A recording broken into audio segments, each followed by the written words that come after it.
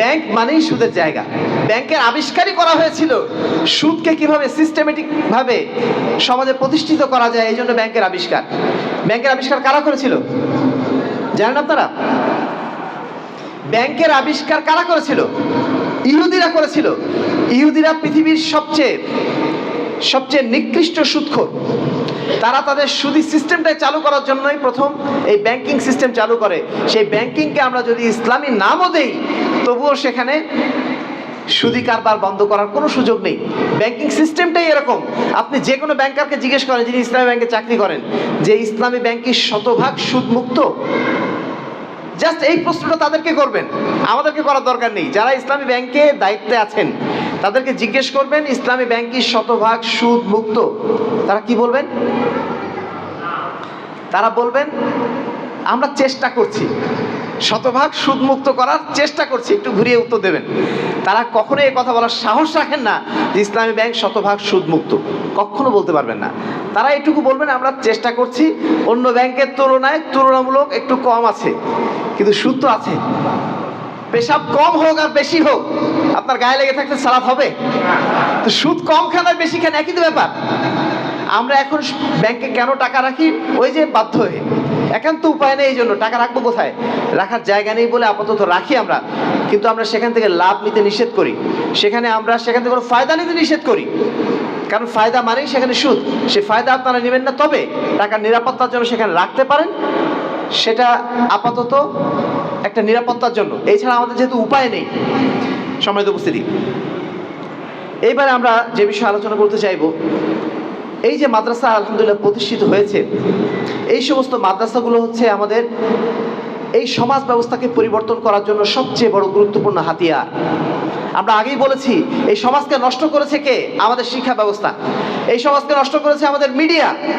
এখন এর বিপরীতে আমাদের যেটা করণীয়, এর বিপরীতে আমাদেরকে এমন মাদ্রাসা প্রতিষ্ঠা করতে হবে, এমন মিডিয়া আমাদের প্রতিষ্ঠিত করতে হবে, যেই মাদ্রাসা এবং মিডিয়ার মাধ্যম দিয়ে ইসলামের সঠিক শিক্ষা সমাজের বুকে বিস্তৃত করা হয়।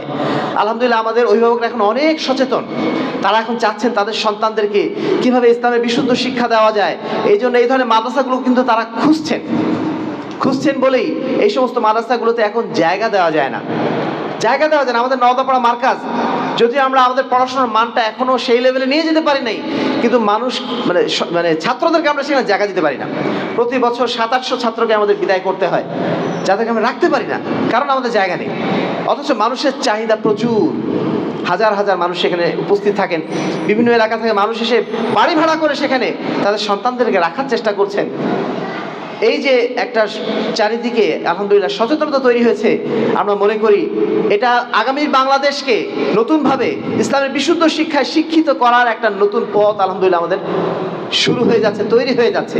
আপনাদেরকে এই জন্য আমরা আন্তরিকভাবে মোবারকবাদ জানাই, স্বাগত জানাই।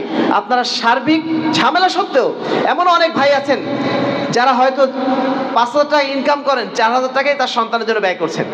এরকম বহু মানুষ আলহামদুলিল্লাহ আছেন। আপনাদেরকে আমরা স্বাগত জানাই, মোবারকবাদ জানাই যে আপনারা এই শিক্ষা আন্দোলনের অংশীদার হয়েছেন। সম্মানিত উপস্থিতি, এই সমাজকে পরিবর্তন করতে গেলে সবচেয়ে বড় যে জিনিসটা আমাদের প্রয়োজন, শিক্ষা ব্যবস্থার পরিবর্তন করা। এই শিক্ষা ব্যবস্থার পরিবর্তন ছাড়া আমরা কখনো এই সমাজ ব্যবস্থাকে পরিবর্তন করতে পারবো না। দ্বিতীয়ত, আজকে যে প্রচারণা হচ্ছে পত্রিকার মাধ্যম দিয়ে, মিডিয়ার মাধ্যম দিয়ে, এই জায়গাতেও আমাদের আস্তে আস্তে দখলে যেতে হবে। কিন্তু সেখানেও যেতে গেলে আমাদেরকে সুদক্ষ যদি না আমরা হই, আমাদের সন্তানরা যদি এই বিষয়ে প্রশিক্ষিত না হয়, তারা তখন যে কাজ করতে পারবে না। এই জন্য তাদেরকে প্রশিক্ষণ দেওয়ার জন্য, সুশিক্ষিত করার জন্য এই ধরনের মাদ্রাসাগুলো অত্যন্ত জরুরি। যারা আজকে মাদ্রাসার উদ্যোগ নিয়েছেন তাদের প্রতি আমরা আন্তরিক ধন্যবাদ জানাচ্ছি যে তারা এই চমৎকার মাদ্রাসাটা এখানে প্রতিষ্ঠিত করেছেন। আশা করি তাদের মাধ্যম দিয়ে আমরা যে শিক্ষা সংস্কার চাচ্ছি, সেই শিক্ষা সংস্কারের পথে ইনশাআল্লাহ আমরা এগিয়ে যেতে পারবো। আল্লাহ রাব্বুল আলামিন আমাদেরকে সেই তৌফিক দান করুন, আল্লাহুম্মা আমিন।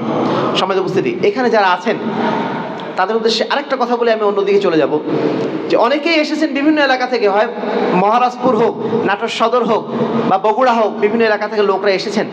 আপনাদের প্রতি আমাদের আহ্বান থাকবে যে আপনারাও আপনাদের এলাকায় এই ধরনের শিক্ষা প্রতিষ্ঠানগুলো গড়ে তোলার চেষ্টা করবেন।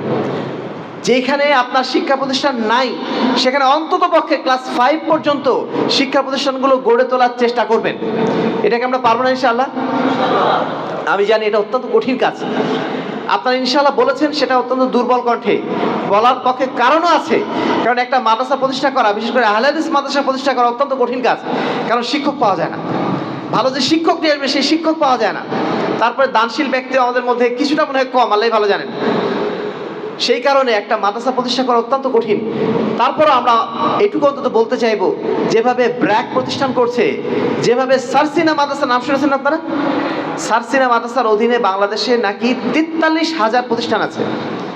43,000 প্রতিষ্ঠান। আমাদের হাদিস ফাউন্ডেশন শিক্ষা বোর্ডের আন্ডারে মাত্র 180টা প্রতিষ্ঠান, আর ওনাদের আছে সারা বাংলাদেশে 43,000 প্রতিষ্ঠান।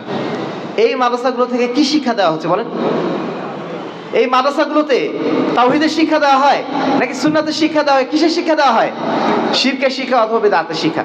আমরা চাই অন্ততপক্ষে ক্লাস 5 পর্যন্ত ফাউন্ডেশনটা ছাত্রদের গড়ে উঠুক, ছাত্রীদের গড়ে উঠুক, তারা যেন এইখান থেকে ইসলামের বিশুদ্ধ শিক্ষাটা শিখে যেতে পারে।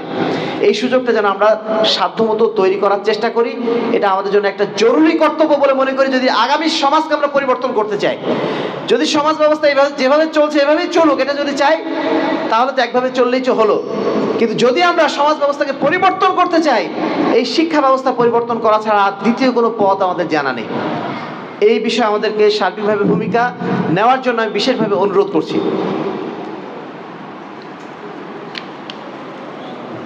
আমাদের বহু আহলে হাদিস এলাকা মরে গেছে আজকে।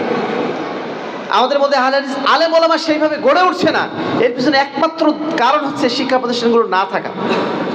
ভালো শিক্ষা প্রতিষ্ঠান কোথাও নাই, না থাকার কারণে আমরা আমাদের ছেলেদেরকে, সন্তানদেরকে স্কুল কলেজে দিতে বাধ্য হচ্ছি, বিশ্ববিদ্যালয়ে দিতে বাধ্য হচ্ছি।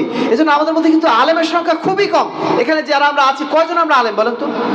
সব অধিকাংশ সাধারণ মানুষ। একজন আলেম মানুষ সমাজে যে যদি কথা বলে, তার দাওয়াতটা যতটা গ্রহণযোগ্য হবে, আমি আপনি একজন সাধারণ মানুষ, আমার কথাটা মানুষকে ওইভাবে গ্রহণ করবে? আলেম ছাড়া সমাজ পরিবর্তন করা অত্যন্ত কঠিন কাজ। এই জন্য আলেম তৈরি করার যে কোনো মেহনতে আপনার সাধ্যমতো অংশগ্রহণ করার চেষ্টা করবেন। হয় নিজেরা প্রতিষ্ঠান করবেন, যদি প্রতিষ্ঠান করতে না পারেন, যারা প্রতিষ্ঠান করছেন তাদেরকে সহযোগিতা করবেন। যদি এটাও না পারেন, অন্ততপক্ষে আপনার সন্তানদেরকে ওই প্রতিষ্ঠানে দিয়ে সহযোগিতা করবেন। এইটুকু যদি আমরা চেষ্টা করি, ইনশাআল্লাহ আগামী 10 বছর 15 বছরের মধ্যে এই দেশে একটা বড় ধরনের পরিবর্তন ইনশাআল্লাহ আমরা দেখতে যাচ্ছি। আল্লাহ রাব্বুল আলামিন যেন আমাদেরকে কবুল করে নেন। সকলে বলে আল্লাহুম্মা আমিন।